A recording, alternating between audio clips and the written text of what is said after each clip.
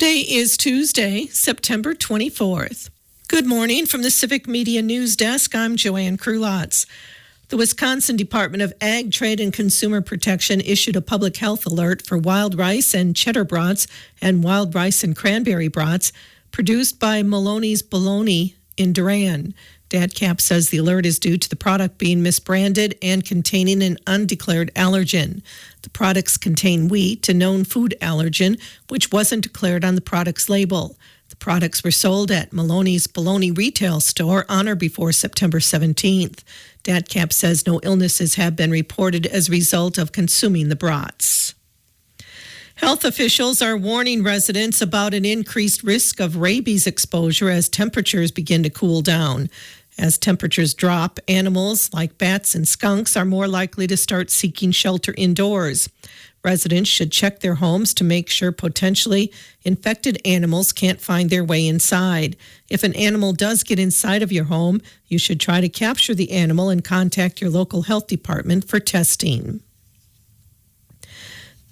UW-Madison's latest enrollment numbers break records. The university enrolled 8,516 freshmen for the fall, its second largest freshman class ever.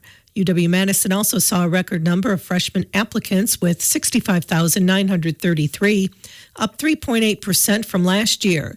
The university says a Supreme Court decision prohibiting schools from using race in the admissions process impacted the racial and ethnic makeup of the incoming freshman class to the tune of a 3.7% drop in underrepresented students of color.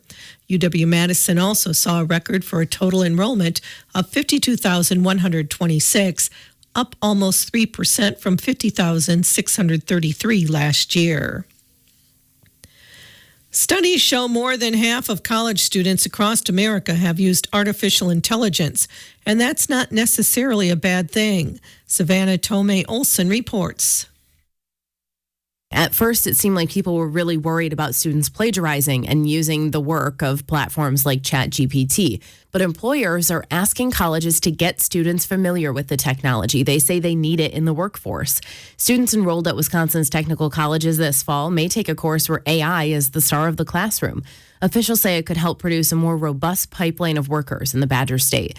Layla Merrifield, president of the Wisconsin Technical Colleges System. Here in Wisconsin, we really have a structural workforce shortage, and our demographics are telling us that that will continue. And what we're seeing, it's really upskilling the workforce. Merrifield says manufacturers are making it clear they want a workforce that knows how to use AI. Former President Donald Trump will be back in Wisconsin this weekend. Trump is planning a stop in Prairie du Chien Saturday. A press release from the campaign says he'll be speaking about immigration. The visit comes after a person alleged to be part of a South American gang was accused of assaulting a teenage girl in Prairie du Chien. The visit continues a blitz that both the Trump and Harris campaigns are making of battleground states like Wisconsin. The Wisconsin Supreme Court will decide Robert F. Kennedy Jr.'s fate on the November ballot. Friday, justices allowed Kennedy and his legal team to file written arguments by Saturday at noon. The independent presidential candidate has been trying to get his name off ballots in key battleground states since he suspended his campaign in August and endorsed former President Donald Trump. The Wisconsin Elections Commission wants the matter resolved quickly since absentee ballots are already being sent out with Kennedy's name on them. A Dane County judge ruled against Kennedy last week, citing state law that says candidates must remain on the ballot unless they die. The Wisconsin Supreme Court and the Director of State Court's office announced the library will be named in honor of Lavina Goodell, Wisconsin's first woman lawyer.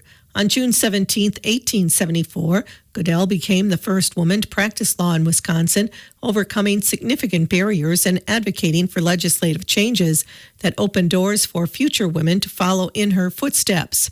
Justice Ann Walsh Bradley says naming the state law library in Goodell's honor is an opportunity to recognize her legacy and inspire the next generation of women in Wisconsin.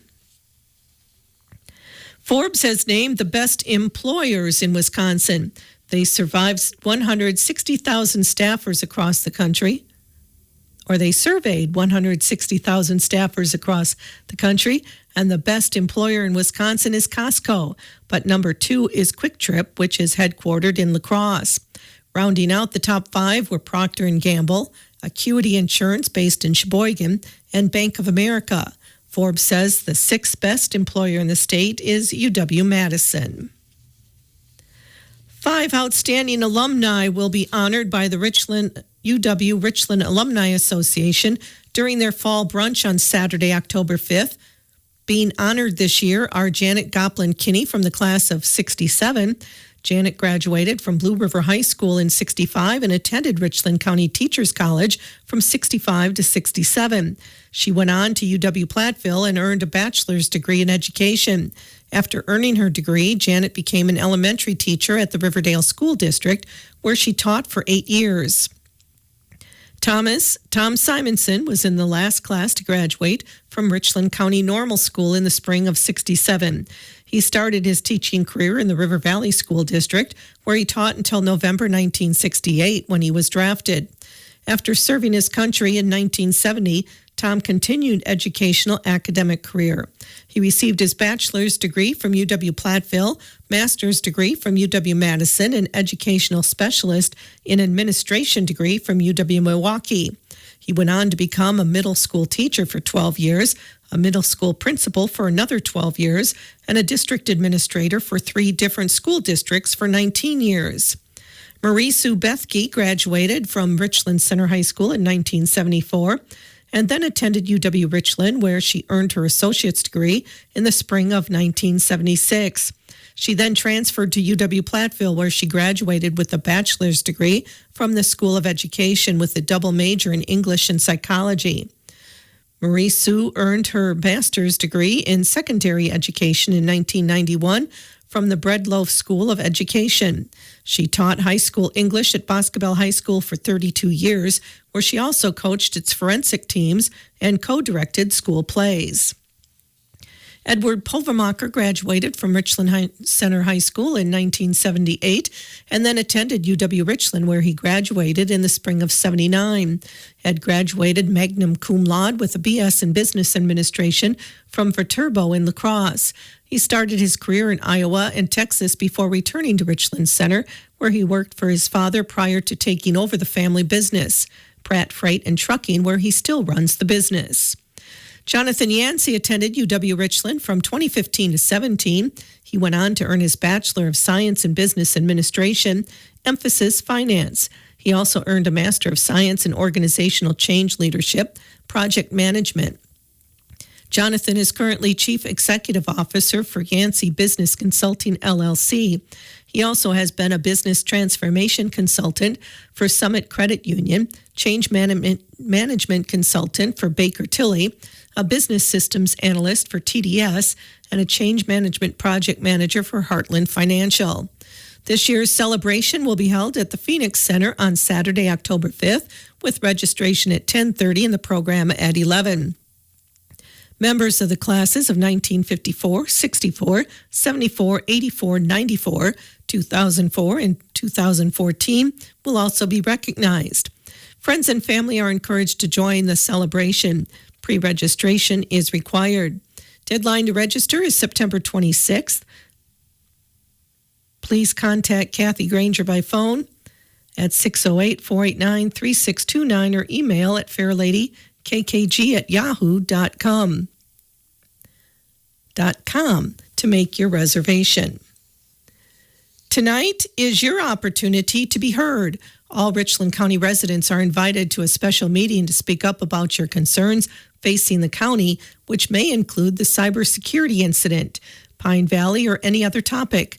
The Richland County special meeting will be held tonight at 6 at the Richland Center Community Center. It's Rail Safety Week, a time to think about the dangers of crossing railroad tracks, either on foot, by bike, or in a car, and how to do it the safest way. Officials say you should look both ways, turn down your music in a car, and avoid wearing earbuds when walking or biking. Never cross the railroad track while lights are flashing. Never speed up and rush through a gate or go around it. That's when accidents happen. According to the Commissioner of Railroads, in the last 5 years, there have been 170 incidents resulting in 45 deaths while crossing tracks in Wisconsin. The soldier from Racine who crossed the border from South to North Korea last summer was sentenced. Private Travis King was sentenced Friday in a Texas military court to a prison term that amounts to the time he already served. That came after King pled guilty Friday to desertion and 4 other counts, including assaulting an officer. 9 other charges were dismissed. King faced disciplinary action in South Korea before crossing into the North, where he was detained for about 2 months. King was also dishonorably discharged from the service.